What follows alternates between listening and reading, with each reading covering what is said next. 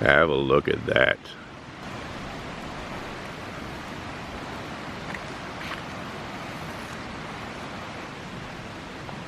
That is a goanna.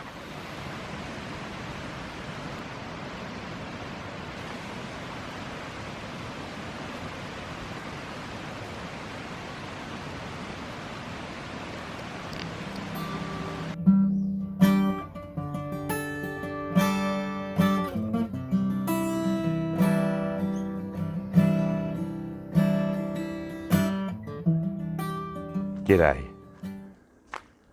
I'm Roland Hearn, and this is a walk in the garden. I am back up at Mount Tamborine, and there is a very special place to me not far from here, and so I thought, in pursuit of application of worth and love, I'd take you to that special place and tell you why. So let's go, shall we? So this is Cedar Creek Falls, at least the park above the Cedar Creek Falls.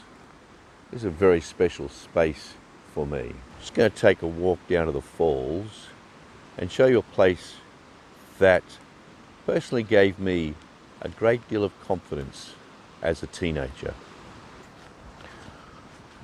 One of the first things that you might notice as we walk through here is that I'm not in a rainforest anymore. This is Cedar Creek,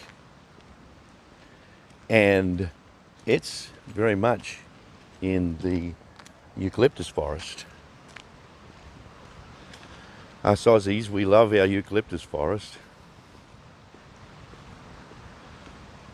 but equally, the rainforest is very Australian too, particularly in the northern parts of Queensland. Many of the species of rainforest trees are unique to Australia, just as eucalyptus is. But eucalyptus and rainforests don't get on together. And little bit by little bit, a eucalyptus forest is going to take over a rainforest. And gradually, step by step, the rainforest will disappear. And that's what's happening here on Mount Tamborine. Certainly won't happen in my lifetime. But it is a little bit sad to know that that beautiful rainforest is all going to disappear.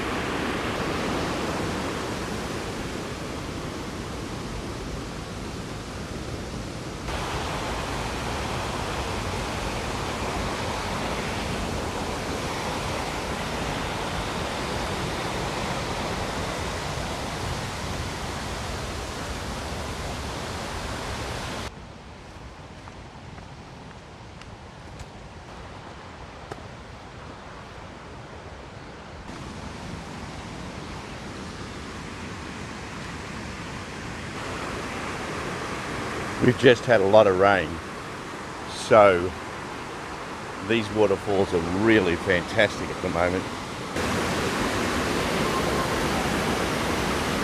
When I was a teenager, we used to come down here and swim in that pond there where other people are swimming. We used to climb up here, go across to that tree over there,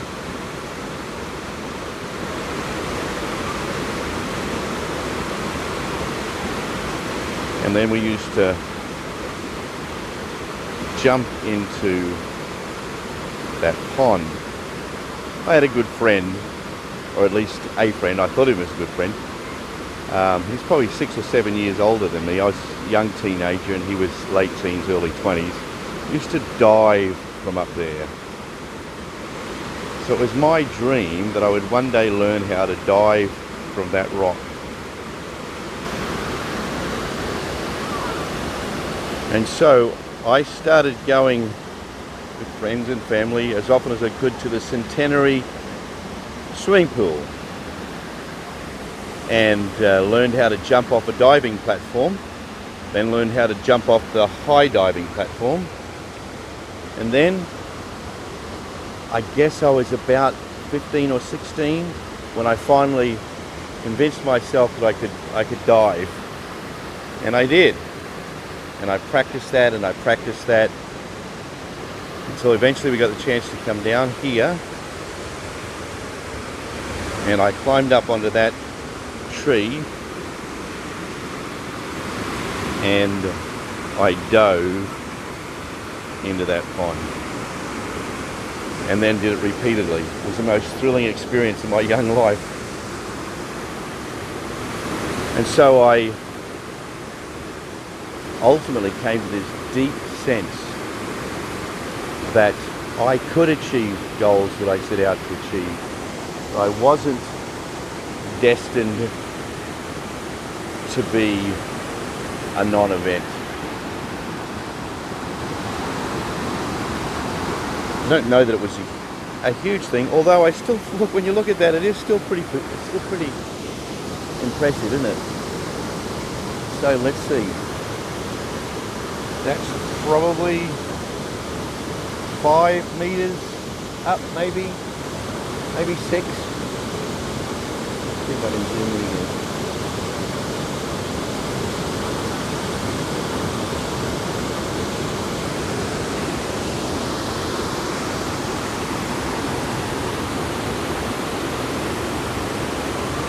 It took me ages to learn how to just jump from there, and when I dove, I felt like Superman. Doing things that you feel like are just about impossible for you are the stuff that helps to make your life feel worthwhile. But there's hardly anything more wonderful than accomplishment to make you feel confident about life. Well, there is one more thing. Let me show you what I really came here for. See that log? I'm not sure it's the same log, but it's in a very similar position. A week or so ago, I posted this picture. It was Emmy's birthday, and I was posting that as a reminder of an event that happened here in this park about, well, that photo happened about 20 years ago. But the event that I'm referring to happened some considerable time before that, 16, 17 years before that. I'm losing track of time. This is where I asked Emmy to marry me, and she said yes. We had been dating only for a couple of months, and we had talked about getting married a number of times already, and had agreed we would do. But we came to this park and we decided that the best thing we could do would be just to wait for a while and see how things developed. But the more we talked, the more we recognized that our hearts were already deeply and profoundly connected, and we couldn't bear the thought of not spending the rest of our lives together. So we chatted here on this log for a while, and then we said, let's do it. So we went from this spot to a jeweler and bought an engagement ring. It was a pretty significant day. Every minute since that moment has been impacted by Emmy's life with me, and Emmy's love for me, and of course my love for her. We've been through a lot together in the subsequent 36 years. Well, 36 years now since we agreed to take that step. And so that makes this park very special, even more special than the memories that are attached to my teenage bravado, so to speak. When I think about a life that's lived together out of love, I am, of course, very, very aware that it hasn't all been smooth sailing for either of us.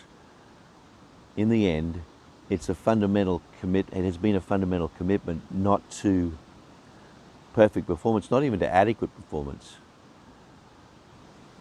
But very early on in our marriage, we agreed that we were going to trust each other's hearts. And I've got to say, there's been lots of times across the years that we've wondered whether we can do that. But that deep, profound commitment in the first place has always enabled us to move past any problems and to build a life together. There is hardly any more important thing to express love to another person than to believe in them. If you fundamentally doubt how they present themselves or what they say or what they do, then you are doubting the significance of their lives, and it is very much interpreted as a worth construct. So if someone doubts me, then it's very easy for me to interpret that as doubting my worth, doubting my value. And so it is a fundamental component of valuing another person, trying to communicate love to them, to believe in them. Do you know, while all of us can be poorly motivated, while all of us definitely have actions that are less than perfect, we all deeply and profoundly long for love, which means at the core of our being, we at least desire to be motivated by those kinds of things that would represent that. And when someone doubts us, when someone doesn't believe in us, they are challenging the journey that we are on, or the expression of that journey that we are on, that relates our worth to our search for meaning, our search for worth, and our search for love. So if you are looking for a way to communicate worth to another, just believe in them.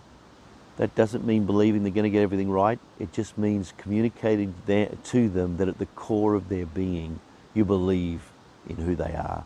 You believe in their desire. You believe in their hopes. You believe in their longing at their very core to be the kind of person that can be loved and valued.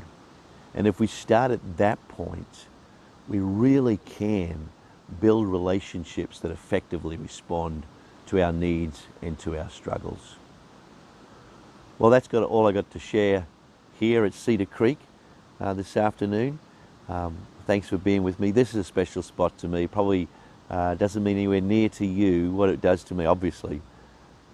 But I hope I was able to reflect how significant it is for me. Well, until next week, keep walking in your garden.